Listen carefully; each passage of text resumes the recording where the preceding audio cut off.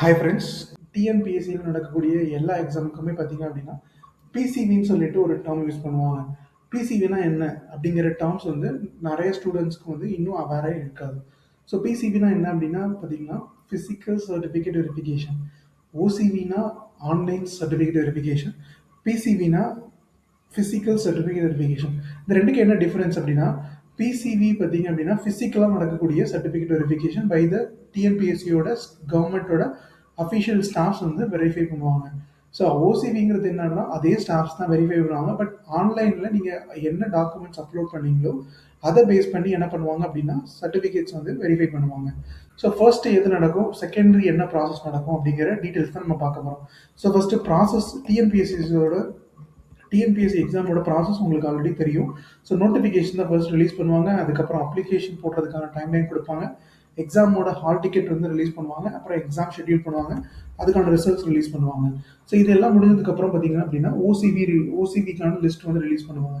அதாவது ஆன்லைன்லேயே சர்டிஃபிகேட் வெரிஃபிகேஷனை ஒரு ஃபர்ஸ்ட் கட் மாதிரி என்ன பண்ணுவாங்க அப்படின்னா வெரிஃபிகேஷன் செக் பண்ணுறதுக்காக ஓசிவி வந்து கண்டக்ட் பண்ணுவாங்க. ஸோ அதில் யாரெல்லாம் வந்து டாக்குமெண்ட்ஸ் வந்து ஃபெயிலியராக இருக்கும் ஸோ அவங்கள தான் மறுபடியும் ரீசப்மிஷனுக்கான டைம் கொடுப்பாங்க. ஸோ இன்டர்வியூ போஸ்ட்டாக இருந்தாங்க அப்படின்னா இன்டர்வியூக்கு வந்து ஷெட்யூல் பண்ணி இன்டர்வியூ போஸ்ட் நடக்கும். ஸோ அதுக்கப்புறம் ஃபைனலாக ஃபிசிக்கல் சர்டிஃபிகேட் வெரிஃபிகேஷன் லிஸ்ட் வந்து ரிலீஸ் பண்ணுவாங்க. அதாவது பிசிவிக்கான லிஸ்ட். அந்த கேண்டிடேட்ஸ்லாம் பார்த்தீங்க அப்படின்னா ஃபிசிக்கல் பிசிவிக்கு வந்து அலோவ் பண்ணியிருக்கோம், ஸோ கவுன்சிலிங்க்கு அலோவ் பண்ணியிருக்கோம் அப்படிங்கிற டீட்டெயில்ஸ் தான் வந்து அந்த ஃபிசிக்கல் சர்டிஃபிகேட் வெரிஃபிகேஷன் லிஸ்ட் அப்படின்னு சொல்லுவோம். ஸோ அதுக்கப்புறம் கவுன்சிலிங் நடக்கும், அப்பாயின்மெண்ட் ஆர்டர் அண்ட் போஸ்டிங் வந்து நடக்கும்.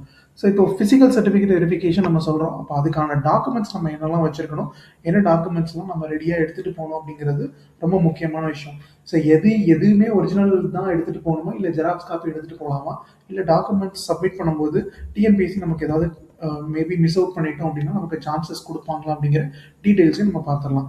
So first list of documents என்னென்ன வேணும் ஃபிசிக்கல் சர்டிஃபிகேட் வெரிஃபிகேஷன் அப்படின்னு பார்த்தீங்கன்னா சர்டிஃபிகேட் வெரிஃபிகேஷனுக்கு வந்து ஒரு மெமோ ரிலீஸ் பண்ணுவாங்க. அதாவது நீங்கள் ஹால் டிக்கெட் மாதிரியான டாக்குமெண்ட் தான் அது.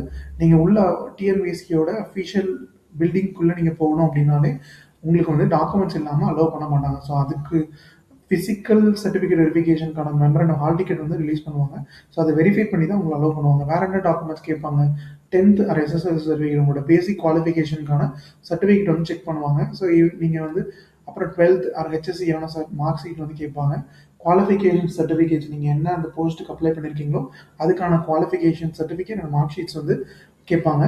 கம்யூனிட்டி சர்டிஃபிகேட் ரொம்ப ரொம்ப எசென்ஷியல். கம்யூனிட்டி சர்டிஃபிகேட் இல்லாமல் நீங்கள் போனீங்க அப்படின்னா உங்களை ஜென்ரலாக தான் ட்ரீட் பண்ணுவாங்க. ஸோ கம்யூனிட்டி சர்டிஃபிகேட் வந்து பார்த்தீங்கன்னா எந்த கம்யூனல் வந்து நீங்கள் பிலாங்ஸ் டுவோ அதை வந்து வெரிஃபை பண்ணுறதுக்கு உங்களுக்கு கம்யூனிட்டி சர்டிஃபிகேட் வந்து ரொம்ப இம்பார்ட்டன்ட். ஸோ எக்ஸ்பீரியன்ஸ் சர்டிஃபிகேட் அந்த ஜாபுக்கு தேவையானது அப்படின்னா நீங்கள் அதுக்கு எக்ஸ்பீரியன்ஸ் சர்டிஃபிகேட்டையும் ப்ரொடியூஸ் பண்ணணும். என்ஓசி வந்து பார்த்தீங்க அப்படின்னா கவர்மெண்ட் ஸ்டாஃபாக இருந்தீங்கன்னா என்ஓசி வந்து ப்ரொவைட் பண்ணணும். கெசட்டுக்கு நேம் சேஞ்ச் பண்ணியிருக்காங்க அப்படின்னா அதுவும் நீங்கள் வந்து அதுக்கான டாக்குமெண்ட்ஸையும் நீங்கள் டிஎன்பிஎஸ்சி கிட்ட சப்மிட் பண்ணணும். ஸோ இது எல்லாமே பார்த்தீங்க அப்படின்னா ஜெராக்ஸ் காப்பி இல்லை செட் ஆஃப் காப்பீஸ் எத்தனை எடுத்துகிட்டு போகணும் அப்படின்னா எதுவுமே கிடையாது. ஒன்லி ஒரிஜினல்ஸ் மட்டும் தான் கேட்பாங்க, வேறு எதுவுமே கேட்க மாட்டாங்க. ஒரிஜினல் டாக்குமெண்ட்ஸ் வந்து நீங்கள் கொண்டு போகணும். அவங்க ஆல்ரெடி ஒரு டேப் வச்சுருப்பாங்க. ஸோ டேப்பில் நீங்கள் அப்லோட் பண்ண டாக்குமெண்ட்ஸ் எல்லாமே இருக்கும். அதை பேஸ் பண்ணி அவங்க வெரிஃபைடு வந்து பண்ணுவாங்க. ஸோ இதை வெரிஃபை பண்ணி முடிச்சதுக்கப்புறம் எல்லா டாக்குமெண்ட்ஸும் ப்ராப்பராக இருக்குது அப்படின்னா தான் நீங்கள் அவங்க நெக்ஸ்ட் ஸ்டேஜுக்கு அலோவ் பண்ணுவாங்க. சப்போஸ் நீங்கள் எது டாக்குமெண்ட்ஸ் மிஸ் அவுட் பண்ணிட்டீங்க இல்லை நீங்கள் எடுத்துகிட்டு வரல அப்படின்னா டிஎன்பிஎஸ்சி ரிஜெக்ட் பண்ண மாட்டாங்க. உங்களுக்கு அனதர் ஒரு சான்ஸ் வந்து கொடுப்பாங்க.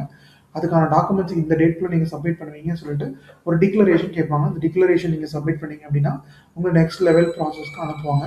So subject to certain conditions. அது வந்து நீங்கள் அந்த டேட்குள்ளே நீங்கள் கொடுக்கல அப்படின்னா உங்களோட அப்பாயின்மெண்ட்டை வந்து கேன்சல் பண்ணுறதுக்கான ஃபுல் ரைட்ஸ் வந்து யாருக்கு அப்படி இருக்குது அப்படின்னா டிஎன்பிஎஸ்சிக்கு இருக்குது. ஸோ இதுதான் வந்து டிஎன்பிஎஸ்சியோட ஃபிசிக்கல் சர்டிஃபிகேட் வெரிஃபிகேஷன் பிசிவிஏ பற்றின details and list of documents required for physical certificate verification. So இந்த மாதிரி இன்ஃபர்மேட்டிவ் கண்டென்ட் போடுற நம்மளோட சேனலை மறக்காமல் சப்ஸ்கிரைப் பண்ணிடுங்க. Thank you so much.